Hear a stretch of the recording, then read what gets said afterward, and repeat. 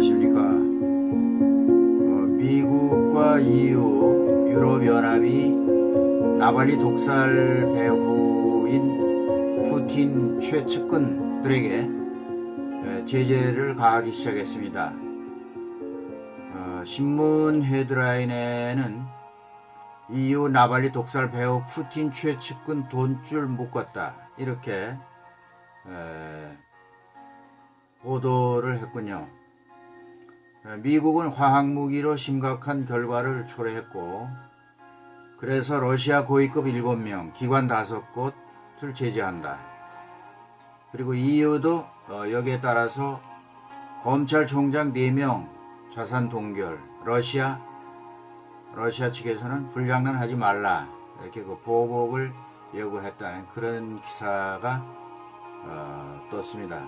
이 3월 4일자 기사인데 조금 늦었습니다만, 미국과 유럽연합이 러시아 야권 지도자 알렉세이 나발리를 독살하려고 시도한 책임을 물어 블라디미르 푸틴 러시아 대통령의 핵심 측근들에게 대대적인 제재를 가했다, 이런 기사입니다. 러시아의 약점인 인권 문제를 부각해서 푸틴을 압박하려는 서방의 공동 대응 전략이 가동된 것이다, 이렇게 기사가 났습니다. 러시아는 불장난하지 말라며 보복 조치를 예고했습니다. 2일 현재 시간으로 미국 재무부는 나발리 독살 시도에 연루된 러시아 고위 인사 7명과 관련 기관들을 제재한다, 이렇게 발표했습니다. 재무부입니다. 미국 재무부. 제재 대상인 개인 및 기관과 관련된 미국 내 자산은 동결된다. 동결되면 이들과의 거래는 범죄로 규정해 형사 처벌 대상이 된다, 이런 기사입니다. 제재 대상에 오른 개인은 러시아 정보기관 최고 책임자 연방보안국의 알렉산드로 보르트니코프 국장, FSB 그 국장이죠.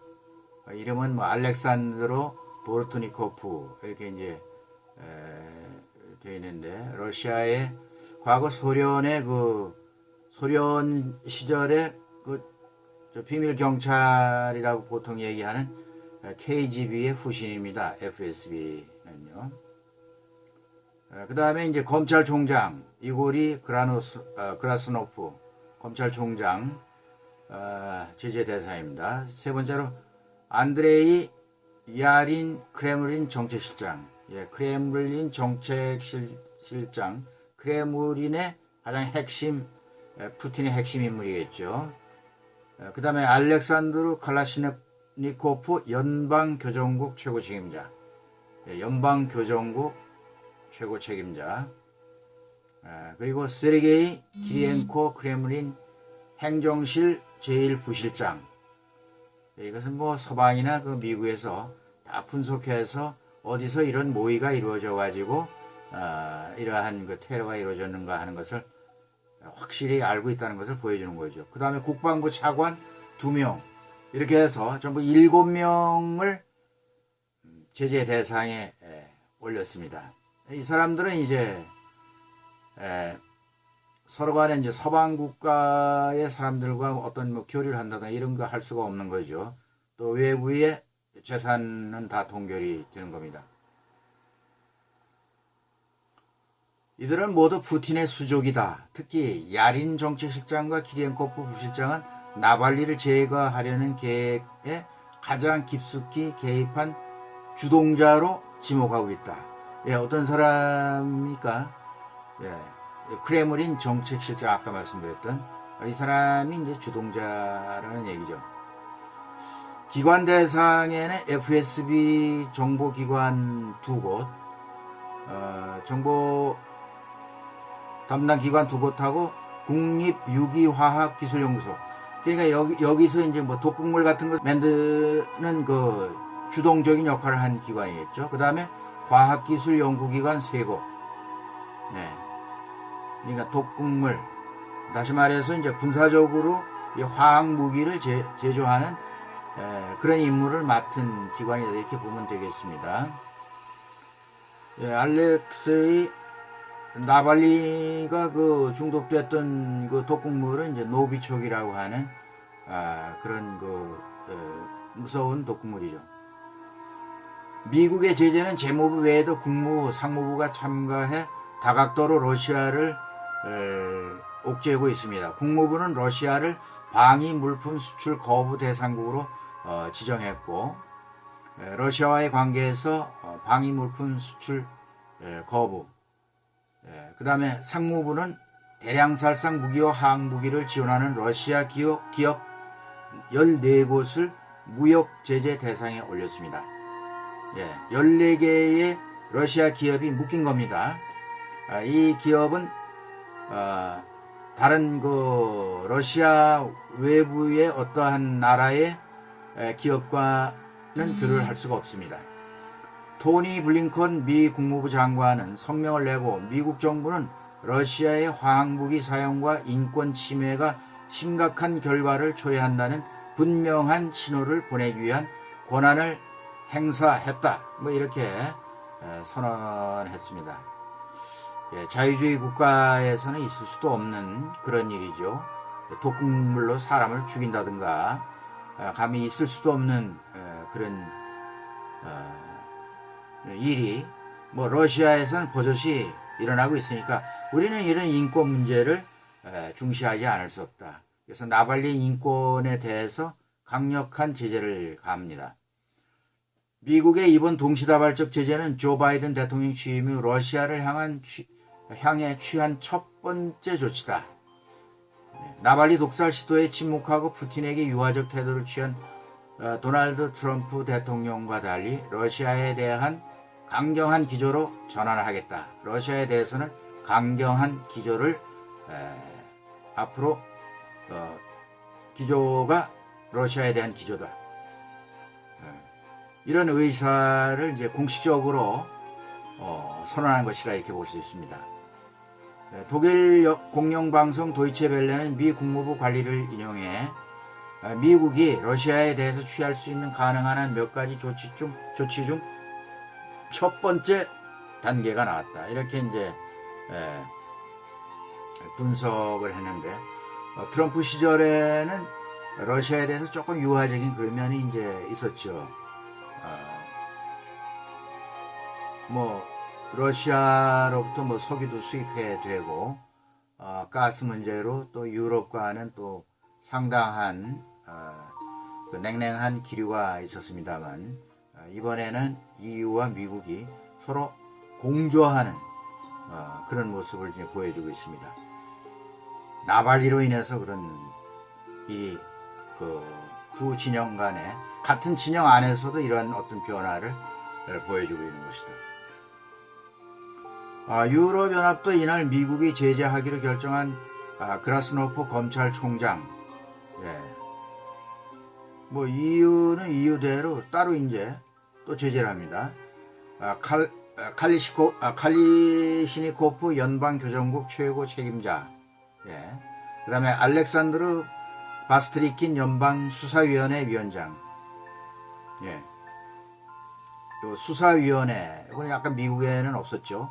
빅토르 졸로토프 국가근위대장, 여기는 이제 유럽에서는 근위대장, 국가근위대장까지 포함시켰습니다. 그래서 4명을 제재하기로 이제 결정을 했습니다. 이 4명은 앞으로 EU 내에 27개 회원국, EU 국가 27개 회원국에 입국할 수도 없고 그 나라 안에서의 그 EU 안에 어떤 재산이 있으면 다 동결되는 거죠.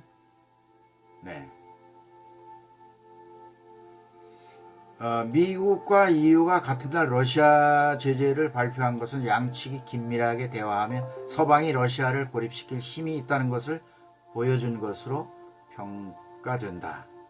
그렇습니다. 모처럼 EU와 미국이 공조해서 러시아에 압력을 가하는 겁니다. 러시아에 제재를 가해서 우리는 러시아를 옥죄할 수 있는 그 힘이 있다. 이런 것을 보여줬다. 그런 얘기입니다. 네, EU를 탈퇴한 영국의 도미닉 라브 외무장관도 역시 EU와 미국의 러시아 제재를 환영하며 앞으로도 러시아가 화학무기나 인권 의무와 관련해서 책임을 지도록 국제 파트너로 긴밀하게 서로 협력하겠다. 뭐 이런 의사를 트위터를 통해서 보여줬다고 합니다. 러시아는 보복을 시사하며 강하게 반발했다. 그랬습니다. 마리아 자하로프 러시아 외무부 대변인 성명을 내고 미국이 말도 안 되는 구실로 러시아에 대한 공격을 감행했다며 불장난하지 말고 또 백악관이 외부의 적을 만들어내지 말라. 괜히 적을 자꾸 만들지 말라. 뭐 이런 식으로 협박조의 그 외무부 대변인이 성명을 냈습니다. 우리도 상호주의에 입각해서 대응하겠다. 세르게이 라브로프 외무부 장관이 이런 말을 했습니다. 푸틴의 대표적인 정적으로 꼽히는 나발리는 작년 8월 비행기 안에서 독극물 증세를 보여서 생사의 기로에 서서 사경을 헤매다가 독일에서 치료를 받고 목숨을 건지긴 했습니다만 올 1월에 다시 반 푸틴 운동을 계속하겠다.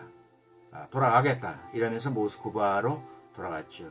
뭐 공항에서 체포돼서 과거에 10년 전에 그 나발리에게 그 순회 혐의를 씌워서 집행유예를 선고했는데 이걸 끄집어내 가지고 실형을 선고해서 3년 6개월 실형을 선고하고 지금 교도소에 수감이 되어 있는 실정입니다.